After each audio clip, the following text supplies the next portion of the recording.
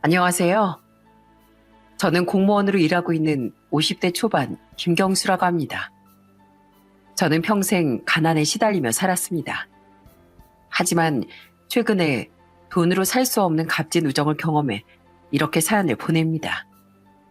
한때 돈이 최고라고 생각했던 절 꾸짖듯이 세상엔 돈보다 더 값진 것들이 있더라고요. 제게 기적처럼 펼쳐진 그 이야기를 들려드리겠습니다. 제 나이 때 사람들 대부분이 그랬듯 저는 가난한 유년 시절을 보냈어요.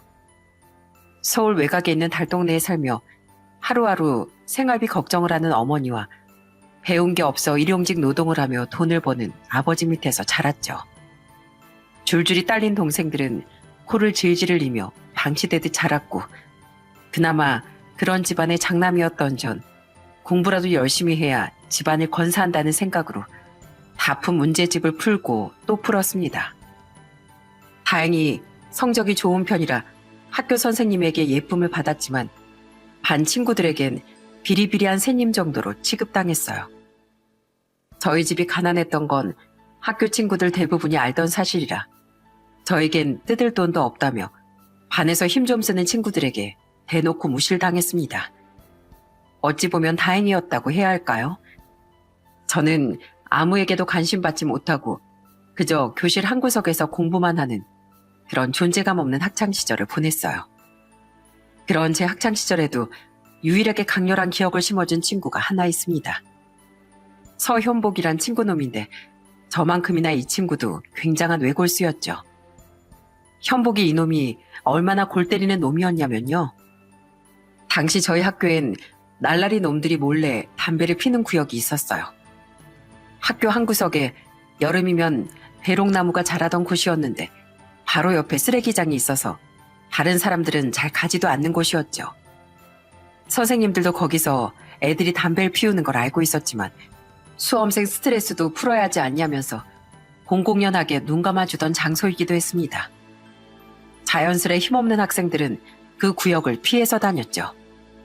괜히 시비가 걸리면 손해보는 건 본인이니까요. 현복인 덩치는 커다랗고 늘 교실에서 잠만 자던 친구였어요. 누구와도 교류하지 않고 밤에 뭘 하는지 정말 잠만 자더라고요. 그래서 소문으론 밤마다 이상한 일을 한다, 사실은 우리보다 서너 살이 많다, 사고 뭉칠하더라 등등 별의별 이상한 말들이 돌기도 했어요.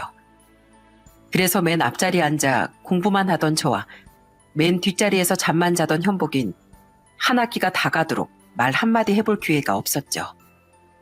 그렇게 여름방학을 앞둔 어느 날 잠만 자던 현복이가 큰 사고를 치는 일이 벌어졌습니다. 배롱나무가 흐드러진 흡연구역은 사실 담배 냄새만 빼면 그늘도 적당하고 바람도 솔솔 불어 제법 운치가 있는 장소였어요.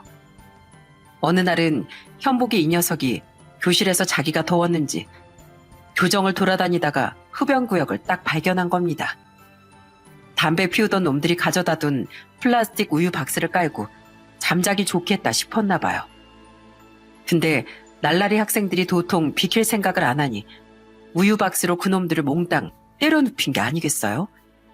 무려 혼자서 3명이나요. 당연히 현복인 교무실로 소환됐고 대체 왜 그랬냐는 선생님의 질타에 기가 막힌 대답을 내놓더라고요. 학생이 담배 피면 안 되잖아요. 그래서 버릇없는 애들 혼 좀 내줬습니다. 담배 핀다고 애들에게 응징을 가한 사람이 어딨나요? 아무튼 당당한 현복이의 대답에 선생님도 할 말을 잃었고 현복인 아무 처벌도 받지 않고 순순히 풀려났습니다. 오히려 선도부 제안까지 받았대요. 현복인 아침마다 일찍 와야 한다고 거절했지만은요. 그날 이후로 교실의 커다란 캐비넷 정도로 취급받던 현복인 학교에서 일약 스타덤에 올랐습니다. 일진들의 영입 제안과 선도부 제안을 동시에 받는 학생이 된 거죠. 학교 선생님은 저런 놈은 초장의 관리를 잘해야 한다며 공부를 잘하던 저와 짝꿍을 시켰습니다. 옆에서 공부도 알려주고 나쁜 짓 못하게 감시도 하라면서요. 현복이보다 2배는 덩치가 작은 제가 무슨 수로 그러겠습니까? 하여튼 우리 둘은 그렇게 짝꿍이 되었습니다. 야, 일어나. 곧 수학 시간이야. 수학 선생님이 자는 거 얼마나 싫어하는 줄 알아? 아, 내가 깨있으면 뒷자리 애들 칠판 안 보인다. 그러게 네가 뒤로 오면 될걸. 왜 날 앞으로 부르냐? 내가 눈이 좀 안 좋잖아. 빨리 일어나서 책 펴. 너 책도 없냐? 현복인 제가 아무리 흔들어 깨워도 꼼짝을 안 하고 눕더라고요. 저는 결국 제 교과서를 엎드린 그놈 머리맡에 껴두고 공채만 펴고 앉았습니다. 저는 교과서 한두 번쯤 안 가져와도 혼나지 않는 약간의 특혜를 받고 있었거든요. 원래라면 자는 내내 선생님들께 분필세를 받아 쉬는 시간이면 머리 털기 바쁘던 녀석이 자다 깨도 행색이 깔끔하니 옆에 있던 저를 빤히 쳐다보더군요. 이 교과서 네가 둔 거냐? 너 때문에 나까지 분필 맞잖아. 넌 밤마다 뭘 하길래 맨날 학교에서 자냐? 너 제법이다.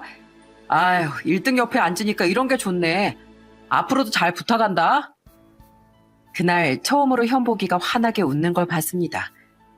교과서 사건 이후로 제가 제법 마음에 들었는지 그 후로 현복인 저를 옆구리에 끼고 다니기 시작했습니다.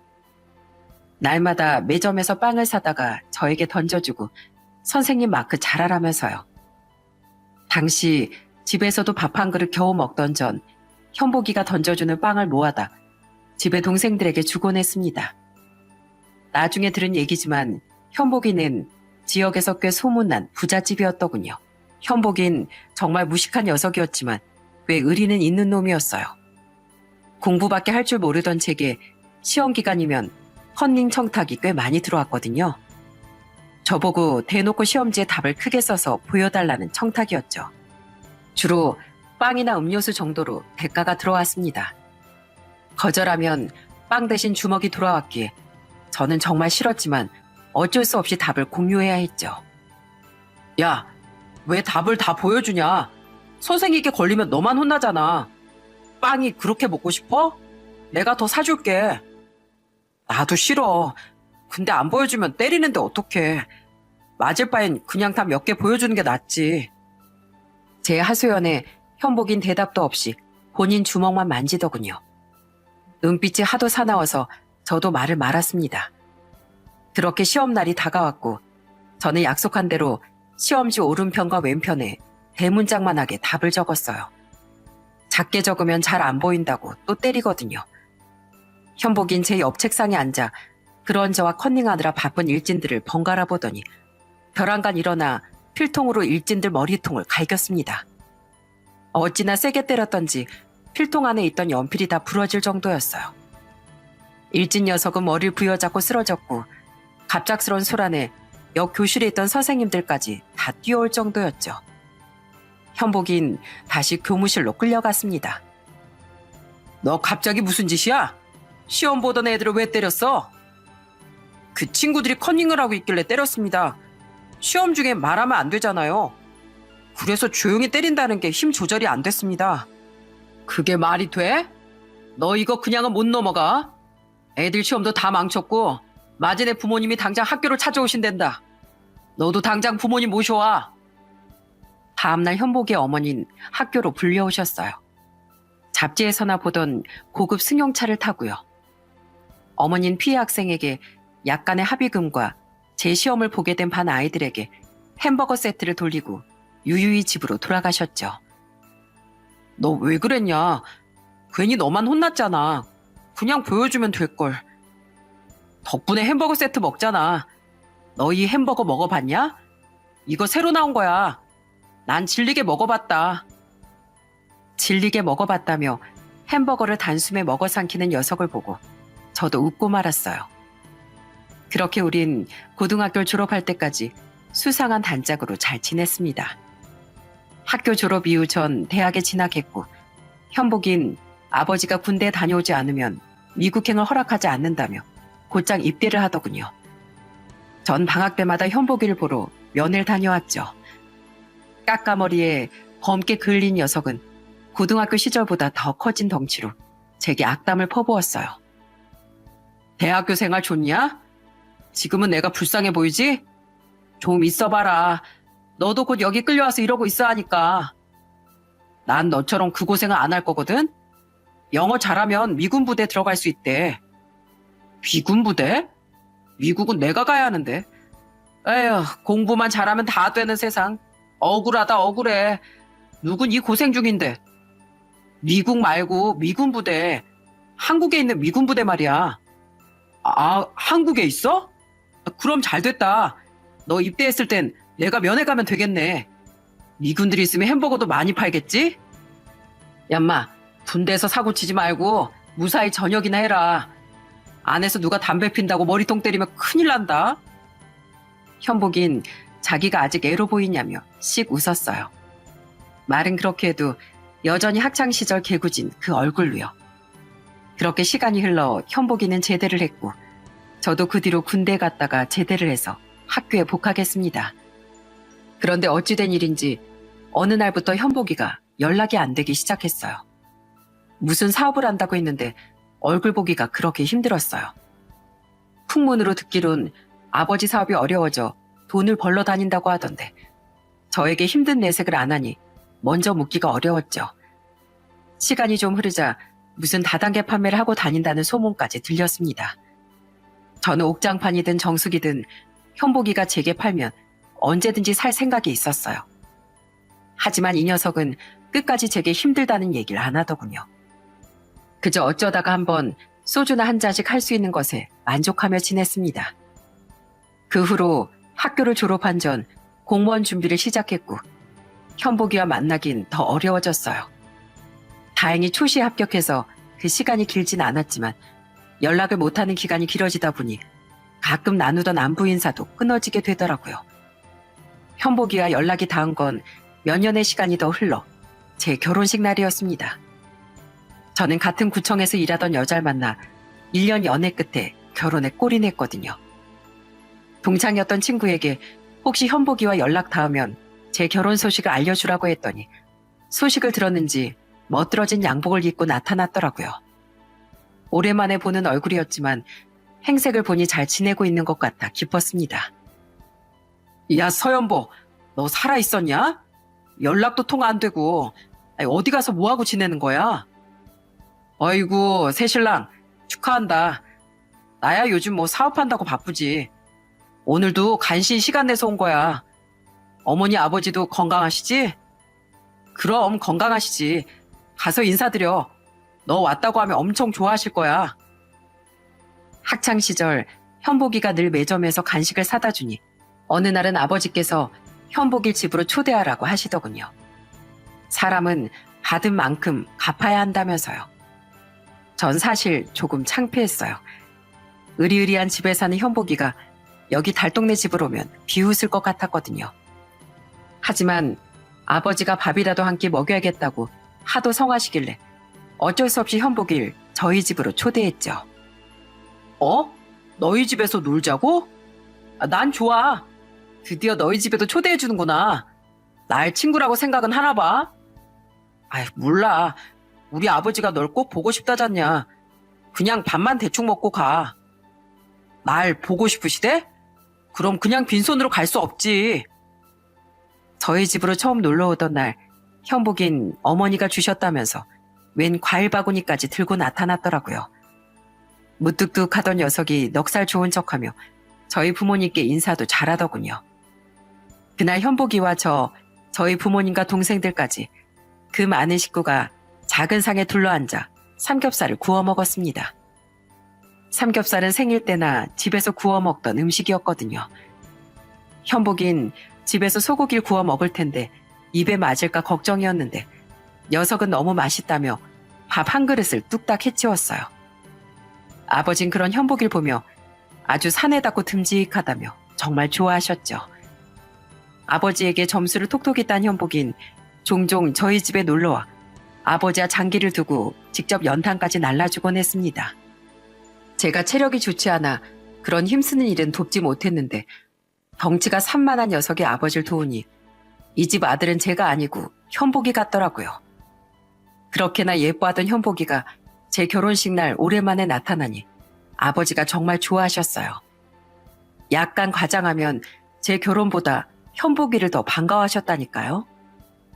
자주 얼굴 좀 보여줘라 이 녀석아. 내가 내시면 얼마나 서운했는 줄 아냐? 아이, 죄송해요, 아버지. 돈 벌러 다니느라 엄청 바빴다니까요. 돈 많이 벌어서 미국 여행 한번 모실게요. 아이고, 됐다. 너나 맛있는 거 많이 사 먹어라. 어째 덩치가 전보다도 못한 것 같구만. 에이, 저도 장가 가려면 살 빼야죠. 경수 보세요. 날씬하니까 인기 많아서 장가도 금방 가잖아요. 현복인 그날 바쁜 절 대신에 제 부모님까지 챙기며 끝까지 자리를 채워주었습니다. 이제 둘 다 나이를 먹어 각자 자리를 잡았으니 다시 예전처럼 자주 만날 수 있을 거라 생각했죠. 몇 년 뒤 현복이도 결혼을 하고 저는 큰아이 손을 잡고 결혼식장을 방문했어요. 현복이에게 부러우면 얼른 아이부터 낳으라고 장난을 쳤죠. 오랜만에 뵙는 현복이의 부모님은 예전보다 연세가 드셨지만 그래도 정정하신 것 같아 다행이었어요. 고등학교 시절 어리숙하고 어딘가 하나씩 부족했던 우리였는데 이제 각자 결혼을 해 한 집안의 가장이 됐습니다. 감회가 정말 새롭더군요. 그 이후로 전 아이를 셋이나 낳고 직장일을 하느라 분주한 하루하루를 살았습니다. 시간이 어떻게 가는 줄 모르게 아이들을 먹이고 입히고 키우느라 절 돌아볼 시간조차 없었죠. 현복이와 연락은 뚝 끊겼지만 그 녀석도 결혼해서 애들 키우느라 바쁘겠거니 생각했어요. 항상 잊을만 하면 나타나 절 놀라게 하던 놈이었으니까요. 그렇게 시간이 얼마나 지났을까요? 우리 집안에 큰 불행이 닥치고 말았습니다. 그날도 아침부터 애들 학교 보내느라 정신이 없던 와중에 어머니께 전화가 걸려왔어요. 그 전화를 받는 순간 저는 털썩 주저앉고 말았습니다. 엄마, 아침부터 무슨 일이세요? 저 이제 출근하려고요. 아이고, 경수야, 큰일 났다. 네 아버지가 쓰러지셨다. 지금 병원이야? 이러 어쩌면 좋니? 빨리 와라. 엄마 무서워 죽겠어. 아버지가 쓰러지셨다는 전화였어요. 원인은 뇌출혈이었습니다. 아버진 그렇게 한 달을 병원에 계시다가 끝내 작고하셨습니다. 항상 몸 쓰는 일을 하느라 곁에 가면 파스 냄새뿐이던 아버지. 효도시켜드린다는 약속만 드렸지 제 아이들 키우느라 바쁘다는 핑계로 자주 찾아뵙지도 못했어요. 부모님을 잃은 뒤에야 그 소중함을 안다더니 제가 딱 그런 아들이었네요. 슬픔에 몸도 못 가는 어머니와 동생들을 대신해 저라도 정신을 차려야 했어요. 서둘러 장례 절차를 알아보고 지인과 친척들에게 연락을 돌렸습니다. 부고장을 작성하는 것도 보통 일이 아니더군요. 그나마 마당발인 친구들에게 대신 연락을 좀 돌려달라고 부탁하고 저는 빈소에서 조문객들을 맞이하느라 바빴죠. 그래도 친구들과 직장 동료들이 많이 찾아주어 아버지 가시는 길이 외롭지 않았습니다. 하지만 장례 이튿날이 되어도 꼭 와야 하는 녀석이 오지 않더라고요. 현복이 그 녀석 말입니다. 그 즈음에 연락처가 바뀌었는지 아무리 전화를 걸어도 전화도 안 받고 수소문을 해도 다들 모른다 하니 그냥 정말 미국에 갔나? 하고 있었거든요. 생전에 아버지가 유달리 예뻐하셨던 현복이니 친구 중에 제일 먼저 연락을 했는데 도통 연락이 닿지 않는 겁니다. 설마 안 오는 건가 싶어 속으로 정말 서운해하던 중이었어요. 다음날 발인을 앞두고 새벽에 저 혼자 아버지 사진을 보며 소주 한 잔을 하고 있던 참이었죠. 조문객도 아무도 오지 않을 시간인데 누군가 쭈뼛거리며 다가오더라고요. 저는 제가 모르는 아버지 지인인가 싶어 일단 인사를 드렸는데 자세히 보니 현복이었어요. 경수야, 나다. 너무 늦게 왔지? 미안하다. 아버지, 제가 미국 여행 시켜드린다고 했는데 이렇게 가시면 어떡해요? 현복의 행색은 도대체 그동안 무슨 일이 있었던 건지 제가 못 알아볼 정도로 초라했어요. 평소에 찔러도 눈물 한 방울 안 나오게 강하던 녀석이 어느새 울보가 다 되었더군요. 몸도 바짝 말라서 이제는 제 덩치가 더 커 보일 지경이었습니다. 현복인 다시 아버지 영정사진에 넙죽 절을 하더니 눈물을 쏟고 황급히 장례식장을 떠났습니다. 제가 번호를 물어볼 시간도 안 주고 도망치듯 가버리는 뒷모습을 보니 분명 제가 모르는 무슨 일이 있구나 싶더라고요. 현복이가 주고 간 봉투를 열어봤습니다. 봉투 안에는 10,000원짜리 2장과 편지 한 통이 들어있더라고요. 현복이의 봉투를 보며 20,000원이란 액수에 한 번 놀랐고 편지 속 적힌 사연을 보며 또 한 번 놀랐습니다. 예전에도 그러더니 이 왼수 같은 친구놈은 번번이 저를 감동시키고 자기 혼자 훌쩍 가버리네요. 편지 속 내용은 이랬습니다. 내 친구 경수야. 아마 살면서 너에게 편지를 쓰는 건 처음인 것 같다. 우선 아버지 가시는 길에 이렇게밖에 인사를 못 드려 너무나 죄스럽구나. 우리 아버지가 너무 무서운 분이라 내가 너희 아버지를 정말 친아버지처럼 생각했던 거 알지? 사실 너한테 말 안 했지만 가끔 우리 아버지에게 혼나고 너무 서러워서 너희 아버지께 몇 번 전화드린 적도 있다. 너희 아버진 그때마다 사내 놈이 왜 우냐고 그러셨지만 항상 집에 밥 먹으러 오라고 삼겹살 구워준다고 날 달래주셨어. 그때 너무 감사했다는 말씀을 끝내 못 드리는구나. 경수야, 너에게 고마운 게 너무 많아. 이 편지 한 장으로 그 마음을 다 담을 수 있을지 모르겠구나. 학교 다닐 때부터 내가 좀 특이한 놈이었잖아. 사실 친구들과 잘 어울리지도 못하고 공부도 못하고 늘 억지로 잠을 자며 수업이 끝나기만 기다리고 있었어. 집에서도 난 별난 놈 취급만 받았거든. 근데 너랑 짝이 된 이후로 자다 깨면 늘 같은 자리에 네가 공부를 하며 앉아있던 게 얼마나 좋았는지 아냐? 넌 내가 아무리 긴 방황을 하고 돌아와도 늘 그 자리에 있었지. 군대에서 내가 개고생할 때도 염치 없이 가끔 나타나 술 한잔 하자고 할 때도 넌 늘 아무 말 없이 나와주었어. 정말 고맙고 또 미안하다 경수야. 사실 내가 제대를 할 무렵부터 집안 사정이 좋지 않았어. 아버지 사업은 끝내 부도 처리가 됐고 그나마 어머니가 물려받은 땅으로 급한 불은 끄긴 했는데 한 번 기운 집안을 일으켜 세울 수가 없더라. 부모님도 모셔야 하지. 내 앞가림도 해야 하지. 죽을 만큼 힘들었다. 그래도 너 결혼할 때 오랜만에 좋아 보이는 네 얼굴도 보고 너희 부모님께 인사도 드려서 참 좋았어. 이런 말 하긴 정말 쪽팔리지만 난 어렵게 한 결혼도 실패하고 하던 사업도 다 말아먹고 지금 노숙자 신세로 쉼터와 거리를 전전하고 있어. 네 결혼식 때처럼 잘 살고 있는 척 해볼까 했는데 차마 아버지 가시는 길에 거짓말을 할 수가 없었어. 아버지라면 이런 나라도 잘 왔다, 밥 먹고 가라 해주시지 않을까 싶어서. 너한테 면목이 없다. 부조금이라도 많이 하고 싶은데 20,000원이 내 수중에 있는 전 재산이야. 정말 미안하지만 그거라도 받아다오. 내 하나뿐인 친구 경수야. 언제나 고마웠다.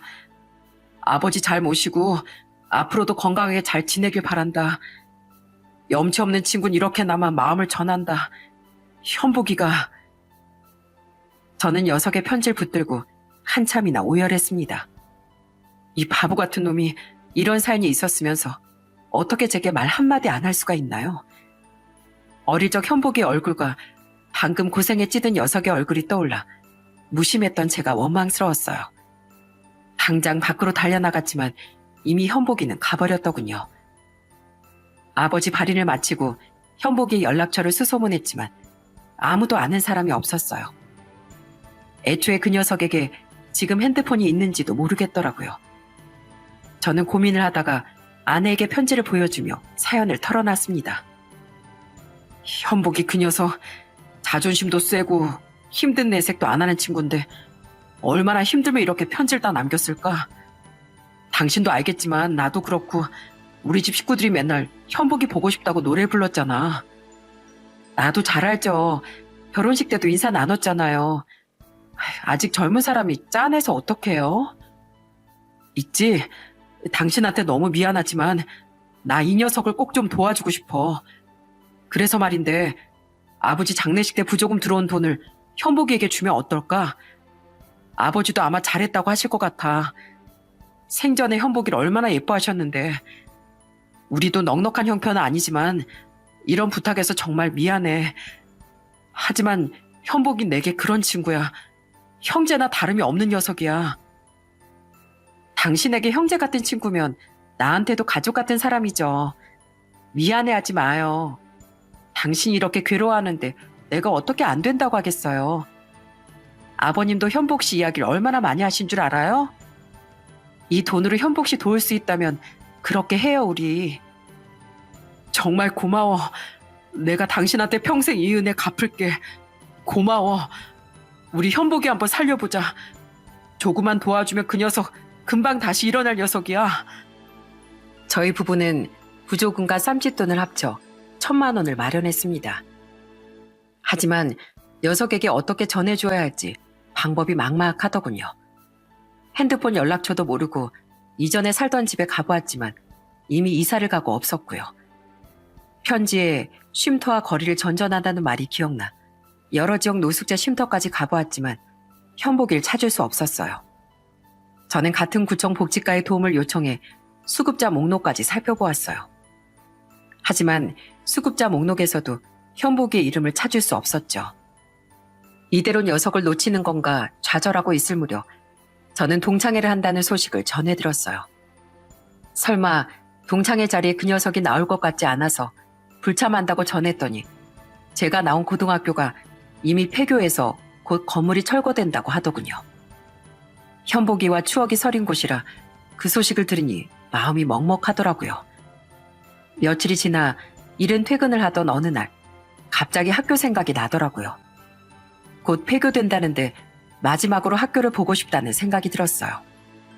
사실 학교 자체에 그렇게 큰 정이 있던 건 아니었는데 그날따라 유독 가보고 싶더라고요. 그리 멀지 않은 곳에 있던 학교에 가보니 여기저기 공사 안내문이 붙어있고 20년 전과 다르게 흉흉한 분위기였어요. 그래도 이곳에서 공부하고 뛰어놀고 했었는데 추억을 하나하나 더듬다 보니 어느새 학교 깊숙한 곳까지 들어오게 되었습니다. 오래전 여름마다 아름답게 꽃이 피던 배롱나무는 여전히 그 자리에 있더군요. 그 밑에서 담배를 피우던 친구들도 이젠 어른이 되었겠죠. 추억에 잠겨 조금 더 가까이 다가가니 어두운 구석에 누군가 앉아있는 게 아니겠어요? 웬 노숙자가 여기까지 왔구나 싶어 자리를 피하려던 그때였어요. 경수야, 너 경수 맞지? 누군가 제 이름을 부르는 소리에 깜짝 놀라 돌아보니 그 자리에 바로 현복이가 있는 게 아니겠어요? 아니, 너 현복이냐? 네가 여기 왜 있어? 내가 너 찾아서 얼마나 수소문한 줄 알아? 왜 여기서 이러고 있어? 그랬어? 몰랐다, 야. 아니, 오랜만에 학교 근처에 와보니 폐교했다고 쓰여있지 뭐냐. 옛날 생각이 나서 와봤는데 널 여기서 만날 줄은 몰랐네. 저는 현복이에게 잠깐 기다려보라며 곧장 근처 은행으로 달려 1,000만 원을 인출해왔습니다. 갑자기 어딜 갔다 온 거야? 아무튼 경수야, 넌 역시 내가 필요할 때면 언제든지 오는 친구구나. 여기 이렇게 있으니까 경수 네 생각밖에 안 났거든. 아버지 발의는 잘 끝낸 거지? 그럼 네 덕분에 잘 보내드렸다. 저 현보가 이거 받아라. 이게 뭐야? 설마 편지 답장이라도 쓴 거냐? 자식이 닭살 돋게 무슨 답장을. 와이프하고 내 마음을 보탰으니까 부디 거절하지 말고 받아줬으면 좋겠다. 아니, 넌 무조건 받아야 돼. 뭔데 그래? 현복인 봉투 안에 있는 1,000만 원을 보더니 깜짝 놀라더군요. 그러더니 냉큼 다시 제게 돌려주었습니다.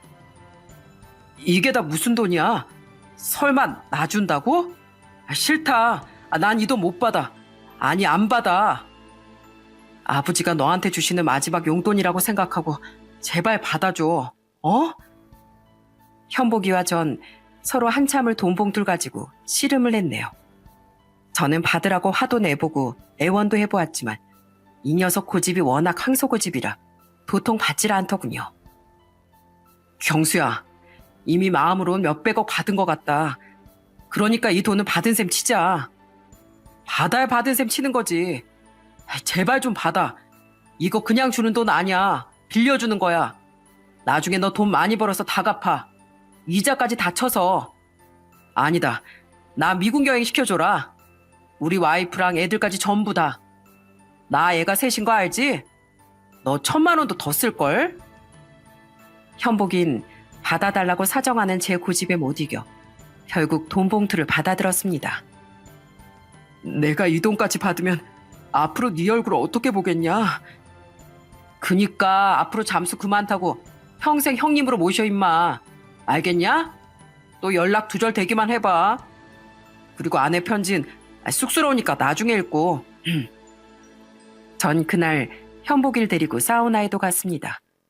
학교 다닐 땐 추운 날이면 둘이 곧잘 목욕탕도 다니고 했거든요. 뗏물이 줄줄 흐르는 녀석의 등을 밀어주며 잔소리 꽤나 했습니다. 힘들 때 돕고 사는 게 친구 아니겠냐? 네가 아버지 장례식 때 전 재산을 주고 갔으니까 나도 내가 할 수 있는 모든 걸 해야 맞지. 안 그래? 우리 아버지가 맨날 인간이라면 응당 은혜를 갚아야 한다고 어찌나 말씀하셨는데. 네 말이 맞다. 아버지 말이 맞아. 내가 이 은혜 꼭 갚을게. 나 꼭 다시 일어날 거야. 미국 여행? 그게 웃을 정도로 성공할게. 미국 여행 말고 아주 세계 일주도 시켜줄게. 제발 그래라. 나 짐 싸두고 기다리고 있는다. 하지만 그 뒤로도 현복인 감쪽같이 사라져버렸습니다. 솔직히 배신감도 들었던 게 사실이에요. 저랑 그렇게 약속을 했건만 연락도 또 끊겨버리고 잠적을 해서 말이죠.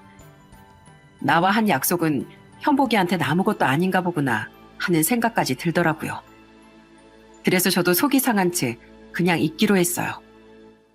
그저 어디서 밥은 잘 먹고 다니길 바랬고 길거리나 공사장에서 노숙하지 말고 따뜻한 곳에서 아무 탈 없이 잘 살길 바랄 뿐이었죠. 저도 애들이 크면 클수록 신경 쓸 게 많았고 업무적으로도 신경 써야 할 게 많기도 했고요. 그런데 아마 애들을 키워보신 부모님들은 다들 제 마음 아실 겁니다. 그렇게도 착했던 우리 큰애가 사춘기가 오면서 점점 말을 안 듣고 나쁜 친구들과 어울리는 게 아니겠어요? 가라는 학원은 안 가고 나쁜 친구들과 어울려 이상한 행동을 하고 다니니 속이 뭉그러지더군요. 달래기도 해보고 혼도 내보기도 했지만 저나 아내 말을 도통 들을 생각을 안 하더군요. 너 정말 왜 그러는 거야? 뭐가 그렇게 불만이 많은 건데? 하라는 그림도 안 그리고 오늘은 또 왜 학원을 안 갔어? 너 그 친구들하고 어울리고 논 거야? 또 잔소리 지겨워 죽겠어. 이제 나도 애가 아니라고. 엄마 아빠 때문에 내가 얼마나 숨 막히는 줄 알아? 나도 학생이지만 하고 싶은 게 있는 거라고. 언제 엄마 아빠가 공부해라, 그림만 그려라 하라고 했지. 진심으로 날 한 번이라도 생각해 준 적은 있어? 이래서 내가 집에도 오기 싫은 거야. 그냥 내가 뭐라든 냅둬. 다 지겨워 죽겠으니까. 뭐라고? 너 지금 그게 엄마 아빠한테 할 소리야? 다 너희 잘 되라고 엄마 아빠가 맞벌이 일을 하고 있는 거 아니야? 네가 큰애면 이럴수록 동생들 챙기고 엄마 아빠를 도와줘야지. 네가 이렇게 엄마 아빠 속상하게 하면 되겠어? 거봐, 엄마 아빠 내 마음도 모르고 무조건 네가 큰애니까 동생들 챙겨야 한다. 공부도 잘해야 한다. 무조건 나한테 책임을 전가하고 있잖아. 나도 아직 학생이고 부모님한테 사랑받고 관심받고 싶다고. 엄마 아빠는 그것도 모르면서. 저희 부부는 딸의 오열에 고개를 숙이고 말았습니다. 생각해보니 우리가 맞벌이 부부를 하면서 한 번도 큰애에게 따뜻한 말 한마디 해준 적이 없더라고요. 엄마 아빠 없을 때 동생들 챙겨라, 밥 챙겨라, 그러면서 공부는 잘해야 한다, 그림도 잘 그려야 한다, 원하는 것만 많았던 것 같습니다. 아내는 자책을 하며 큰애를 따뜻하게 안아줬어요. 그래, 엄마가 미안해. 이 엄마가 우리 딸한테 잘못했어. 엄마 아빠가 우리 딸한테 의지 많이 했었나 봐. 엄마가 이제부터라도 우리 딸한테 신경 많이 쓸 거야. 그러니까 울지 마. 넌 세상에서 엄마한테 가장 소중한 딸이야. 알았지? 아내와 딸을 보며 전 아빠로서 더 책임감을 가져야겠다고 생각했어요. 그래서 그 이후부터 애들과 같이 시간을 많이 보내려고 노력했습니다. 온 가족이 같이 캠핑도 가고 가족 여행도 하며 즐거운 시간들을 보냈죠. 그러다 보니 딸도 점점 예전의 모습으로 돌아오기 시작했고 언제 한 번은 이런 모습이 내가 꿈꾸던 가족의 모습이었다며 울면서 말하는데 참 마음이 아프기도 했습니다. 아내와 전 애들을 훌륭하게 키우기 위해 무조건 돈을 벌어야 된다고 생각했는데 부모와 자식이 바라보는 가족의 모습은 다르더라고요. 그래서 돈 많은 아빠가 되지 못하더라도 따뜻한 아빠가 되자고 스스로 노력을 했죠. 그런 덕분에 애들과의 관계도 많이 좋아질 수 있었습니다. 역시 뭐든지 사람은 대화가 필요하다는 걸 뼈저리게 느낀 시간들이었죠. 그렇게 세월이 또 유수같이 흘러 훌쩍 5년이라는 시간이 흘렀습니다. 제 나이도 어느새 40 후반이 되었죠. 애들도 훌쩍 자라 좀 있으면 큰애가 대학에 갑니다. 와이프와 전 흰머리도 하나 둘씩 나기 시작하더군요. 언제 애들이 이렇게 컸는지 애들 셋 대학 보내려면 돈 많이 벌어야겠다고 농담 섞인 걱정을 주고받곤 했죠. 큰애가 미술에 소질이 있어 미술 공부를 시키고 있었는데 방학 때마다 있는 특강 한번 시켜주기도 벅찼거든요. 미대 등록금은 다른 전공보다 훨씬 비싸다는데 대출이라도 받아야 하나 찾아보고 있던 시기였어요. 그날은 퇴근을 하고 집으로 돌아갈까 혼자 소주 한 잔을 하고 들어갈까 고민하고 있었는데 아니 몇 년 만에 현복이에게서 전화가 걸려왔어요. 문자만 가끔 날아왔지 통화를 한 건 정말 오랜만이었어요. 아니 이게 누구야? 야 드디어 목소리 들려주나? 이 비싼 친구놈아. 어디야? 우리 소주 한잔 하자. 몇 년 만에 걸려온 전화가 소주 한잔 하자는 말이니 그때 가슴이 철렁하더라고요. 혹시 무슨 일이 또 있는 걸까 봐요. 저는 일단 아무것도 묻고 따지지도 않고 곧장 녀석이 있는 곳으로 향했습니다. 녀석은 허름한 대포집에서 혼자 술잔을 기울이고 있었어요. 아, 이것도 무슨 일이 있구나 싶어 현복이 옆에 앉았습니다. 청승맞게 왜 이러고 있어? 너 또 무슨 일 있는 거야? 무슨 일 있으면 이 형님에게 바로 말하라니까. 금방 왔구나. 자식이, 너 오랜만에 보자마자 잔소리를 하냐. 무슨 일인데? 숨기지 말고 다 말해봐 어서. 하던 일이 또 힘들어진 거야? 현복인 제 말에 대답은 하지 않고 웬 검은 가방 하나를 식탁에 올려두었어요. 이게 뭐냐? 야, 열어보기 무서워서 못 만지겠다, 야. 너 무슨 상상하는 거냐? 얼른 열어봐. 떨리는 마음으로 가방을 열어보니 엄청나게 많은 돈 뭉치가 들어있는 겁니다. 내가 은혜 갚는다고 했지? 이 돈으로 너와 너의 가족들한테 받은 은혜를 다 갚을 수 있을지 모르겠지만 이 돈 꼭 받아줘라. 이거 현찰로 다 뽑아오느라 힘들어 죽는 줄 알았어, 임마. 이자라고 생각하고 받아. 현복인 이제야 제게 은혜를 갚는다며 무려 3천만 원을 제게 건네더군요. 해외로 건설 노동자로 가서 그동안 모은 돈이라고 하더군요. 제가 준 1,000만 원이 없었다면 해외에 나가지도 다시 일어설 희망도 없었을 거라 말했습니다. 현복인 그렇게 5년이라는 시간을 해외에서 보내며 돈을 모아 삶의 희망을 얻고 제게 찾아온 거였죠. 그리고 본인이 모은 돈 중에 3천만 원을 제게 건넨 거였어요. 야, 현복아, 이게 무슨 돈이야? 내가 무슨 고리대금 업자도 아니고 세상에 어떤 이자가 원금의 3배가 될 수 있냐? 너 어릴 때부터 수학 못하더니 그래도 네가 잘 돼서 주는 돈이라면 내가 다 기쁘다. 난 딱 1,000만 원에 오늘 소주값만 받아갈게. 경수야, 어릴 때도 그렇고 내가 가장 힘들었을 때도 그렇고 늘 사는 게 죽기보다 힘들 때 다시 날 일으킨 게 너야. 농담으로 말했지만 사실 너한테 받은 고마운 거 은혜를 갚으려면 이 돈도 한참 모자란다고 생각해. 나 정말 돈 많이 벌었어. 다시 우뚝 일어섰어. 그러니까 이 돈 꼭 받아줬으면 좋겠다. 오랜 친구의 마음이자 부탁이야. 안 받으면 나 자존심 상해. 현복인 정말 진지한 얼굴로 제게 자기 마음을 받아달라고 부탁했어요. 어릴 때 얼굴 아니면 힘든 시절 그늘진 모습만 보이던 녀석이 이제야 다시 보이더군요. 제 앞에 앉은 현복인 어엿한 예전의 학창시절에 멋있는 친구의 얼굴을 하고 있었죠. 하지만 전 그 돈을 받을 수 없었어요. 고국이 아닌 해외에 나가 한 푼 두 푼 모은 소중한 돈인데 어떻게 그 돈을 받을 수 있겠나요? 1,000만 원만 받고 나머진 그 이후에 돌려줬습니다. 현복인 그 이후에 가게를 하나 차렸는데 인테리어 비용하라고 제가 2천만 원을 돌려줬죠. 현복인 제게 못 말린다며 쓴웃음만 지어 보이더군요. 여러분, 이런 게 바로 친구 아닌가요? 어려울 때 도와주고 기쁠 때 또 같이 기뻐해주는 그런 사이 말이죠. 그러면서 말했습니다. 우리가 지금보다 더 늙어 다시 삶의 역경이 찾아오면 언제든지 그때 서로에게 도와주자고요. 그게 친구니까요. 그날 서로 술잔에 따라주던 소주가 얼마나 달고 맛있던지 저는 서로 얼굴을 보며 울다가도 소주 한 잔 털어 마시며 그간 힘들었던 세월을 추억했네요. 그로부터 3년이 지났습니다. 큰애는 무사히 미술대학에 갔고 예상대로 학비를 대느라 등 허리가 휘어가고 있답니다. 그래도 열심히 살아가야 할 이유가 있으니 웃는 날이 더 많아요. 세상 모든 사람들 인생이 그렇듯 중간중간 고비도 찾아왔고요. 언젠가 한 번은 새벽에 병원에서 전화가 온 거예요. 현복이가 자전거를 타다가 좀 다쳤다면서요.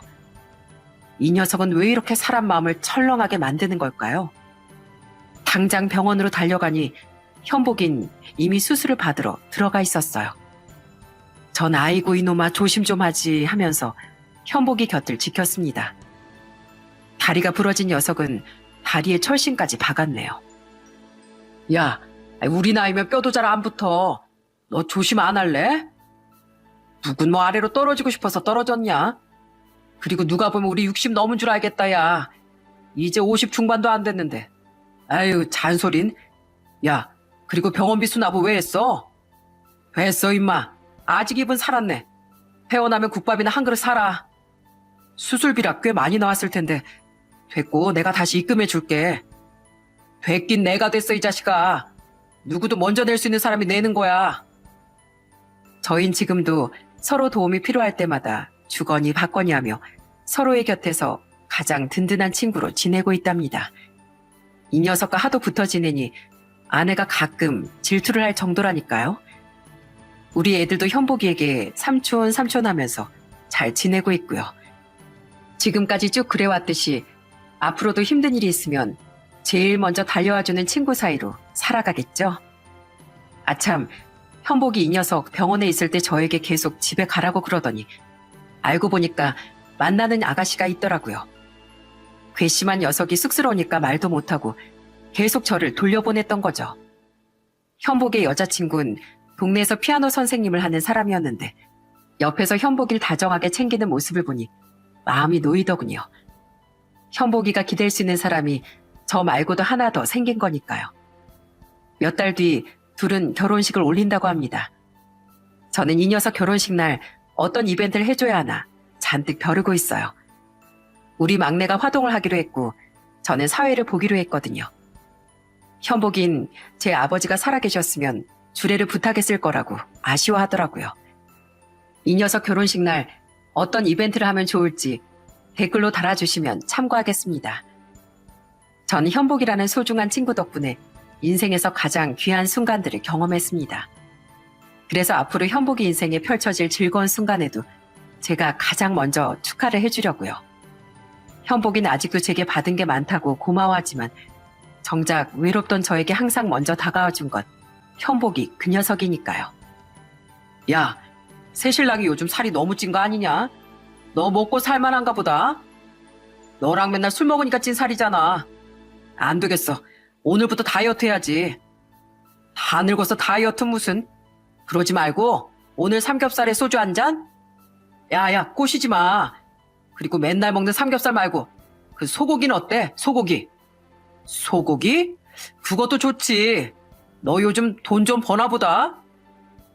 여러분 인생에도 언제든 어깨를 내어줄 친구가 계신가요? 현복이와 잠시 멀어져 있던 시절 저는 한때 제 주변에 아무도 없다고 생각했거든요.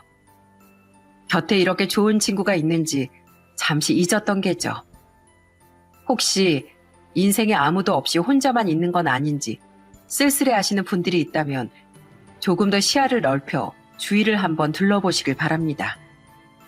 혹여 사느라 바빠 잠시 잊고 살던 소중한 인연들이 있는지요. 그러다 떠오르는 사람이 있다면 먼저 손을 내밀어 보세요. 아마 따뜻하게 여러분의 손을 잡아줄 인연이 찾아올 겁니다. 지금까지 저와 제 친구의 이야기를 들어주셔서 감사합니다.